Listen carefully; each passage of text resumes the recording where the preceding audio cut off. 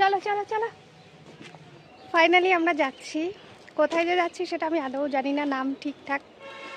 গিয়ে পৌঁছাবো, তারপরে বলবো বাকিটা। এখন আপাতত যাই টোটোয় করে। কাঠালিয়া পুরাতন বাজারে এখানে রাস্তায় চলতি পথিকদের জলদান করা হচ্ছে। নমস্কার সবাইকে, আমি বিপাশা। আমার চ্যানেলে সকলকে স্বাগত জানাই আরও একটা নতুন সুন্দর ব্লগে। আশা করি যে যেখানে আছেন ভালো আছেন এবং সুস্থ আছেন। আমি তো আপনাদের আশীর্বাদে আর ঈশ্বরের কৃপায় ভীষণ ভালো আছি। পুরাতন বাজারের সব ছেলেগুলো মিলে সত্যি ওরা অনেক পুণ্যের কাজ করছে। আর আমরা এদিকে অটোয় চেপে চলে এসেছি নাজিরপুর। নাজিরপুর থেকে আবারও টোটোতে চেপে যাচ্ছি আমরা কিশোরপুর। চলে এসছি আমরা মেলায়। এটা হচ্ছে কিশোরপুরে দয়ের মেলা বলছে। কালী পূজা হয়। ফার্স্ট টাইম আসছিলাম তো, মন্দিরের অনেকটা আগে থেকে মেলাটা বসেছে। আর এটা হচ্ছে একদিনের মেলা, তো 12টা থেকে পূজা শুরু হয়, বিকালের আগে ঠাকুর নাকি বিসর্জন হয়ে যায়। এই যে আশেপাশে অনেক রকমের দোকানও বসেছে, খাওয়ার দোকান, এমনি বাচ্চাদের খেলনা। মেন রোডের ওপরে হচ্ছে মেলাটা। একদিনের মেলা তো, রাস্তার চারপাশে সব দোকান টোকান বসেছে। আমরা সবাই এটা চলেছে। পূজা হয়তো হয়ে গেছে, প্রচুর ভিড় সামনে প্রচুর ভিড়। এই হচ্ছে সেই মন্দিরটা, লোকজনের প্রচুর ভিড়। লোকজনের ভিড়, আমরা জানি না চান্স পাবো কিনা।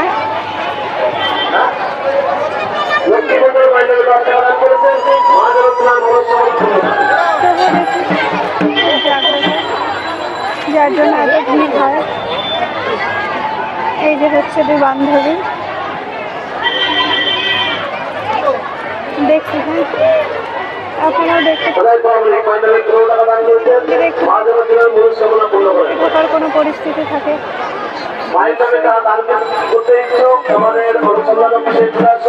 হাজারো ভিড় অতিক্রম করে একটু সুযোগ পেয়ে আমার সঙ্গে আপনাদেরও একটু মায়ের মূর্তি দর্শন করিয়ে নিলাম।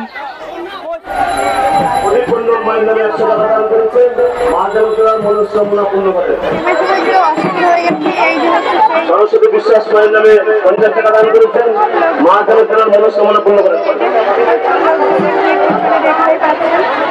এদিকে বসার ব্যবস্থা করা হয়েছে, আর এই যে এই পিছনটাতেও বসার ব্যবস্থা করা হয়েছে। এত লোকজন মায়ের নামে 10 টাকা দান করেছেন। মা জগৎ মনস্কামনা পূর্ণ করেন। প্যান্ডেল করে দিয়ে মায়ের নামে 10 টাকা দান করেছেন। মা জগৎ মনস্কামনা পূর্ণ করেন। সুব্রমণ সরকার মায়ের নামে 55 টাকা দান করেছেন। মা জগৎ মনস্কামনা পূর্ণ করেন। তারা ইচ্ছা পূরণের জন্য গোপাল দিয়ে মায়ের কাছে নিজের মনের আবদারটা জানিয়ে মন্দিরটা পরিক্রমা করে নিচ্ছি। পরিক্রমা সেরে চলে এসেছি কাউন্টারে। মায়ের পূজার প্রণামী হিসাবে এই কাউন্টারে এসে যার যেমন খুশি প্রণামী দিয়ে যাচ্ছে।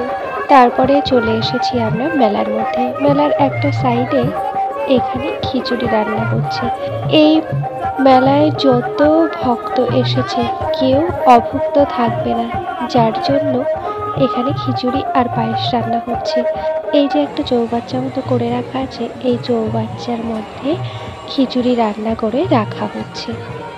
প্রচণ্ড গরম পড়েছে, আর এই গরমে খিচুড়ি যাতে না নষ্ট হয়ে যায় সেই জন্য চৌবাচ্চাতে রেখে একটা ফ্যানও চালিয়ে দেওয়া হয়েছে। আর সঙ্গে এই দাদাটা একটা খুন্তির সাহায্যে খিচুড়িটা নেড়ে নেড়ে দিচ্ছে, যাতে তাড়াতাড়ি ঠান্ডাও হয়ে যায় আর খিচুড়িটাও নষ্ট না হয়। এই যে পুকুরের মতো জায়গাটা দেখছেন, এখানে সকলে পূজা দিচ্ছে। কয়েকজনের সঙ্গে কথা বলে জানতে পারলাম রক্ষাকালী মায়ের নাকি অশেষ কৃপা, যে কারণে এই দয়ের জল কখনো শুকিয়ে যায় না।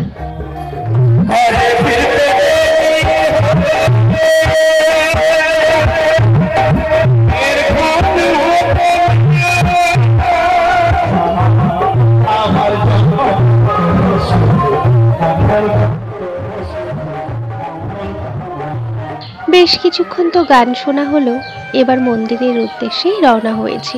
গরমের মধ্যে আর মেলায় ঘুরতে ভালো লাগছে না, যাই গিয়ে কোথাও যদি একটু জায়গা পেয়ে যাই সেখানেই বসি। সারাটা বছর মন্দিরে ছোট্ট একটা মূর্তি পূজা হয়, কিন্তু আজ ফুলে সেটা ঢেকে গেছে, আর দেখা গেল না। আর বৈশাখ মাসের শেষ মঙ্গলবার খুব ঘটা করে এখানে পূজা হয়, তাই এত ভিড়ের ঢল। সব ক্লান্ত হয়ে এখানে বসে আছে। সব ক্লান্ত গরমে। ফ্যান আছে কিন্তু ফ্যানের তেমন কোনো জোর নেই, কারণ এত ফ্যানের হয় কারো কোনো কাজই হবে না। দাঁড়িয়ে আছি, ওই যে মাঠের পাশে একটু হাওয়া আসছে, হাওয়াতে একটু ঠান্ডা লাগছে, মানে একটু আরাম অনুভব হচ্ছে, সেজন্য দাঁড়িয়ে আছি। বিকাল এখন বাজে 4টে, পূজাও হয়ে গেছে, এখানে প্রসাদ বিতরণ করছে। নিয়মটা এত ভালো লেগেছে, কারণ এত ভিড়ের মাঝে সবাই তো একসঙ্গে প্রসাদ পাবে না। মাইকে বলেই দিয়েছে আপনারা কেউ একসঙ্গে ভিড় করবেন না, আপনারা যে যেখানে বসে আছেন ওখানেই বসে থাকুন, আমাদের কমিটির লোকেরা গিয়ে আপনাদের ঠিক প্রসাদ দিয়ে আসবে।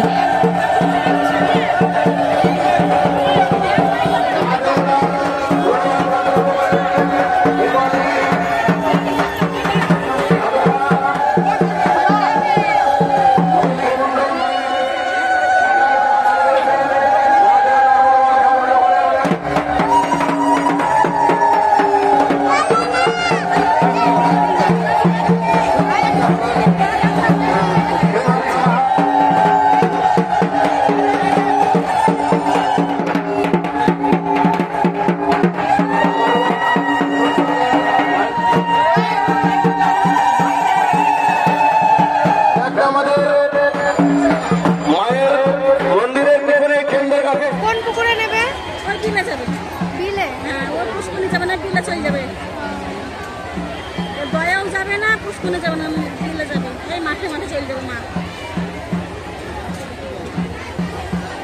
একজনও নিল, একজনই